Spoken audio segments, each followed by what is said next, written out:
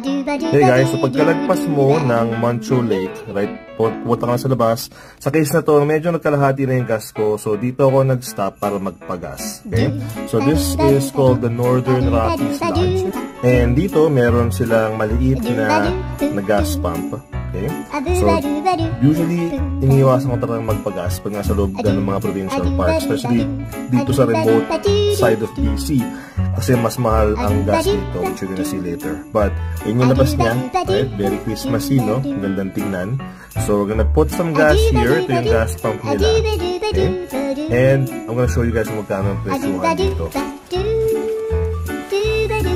Ang presyuhan ng gas dito.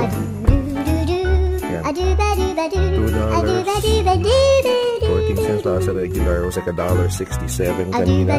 So expect mo talaga kapag ganitong klaseng remote na location, mas mahal ang gas. Okay? But when it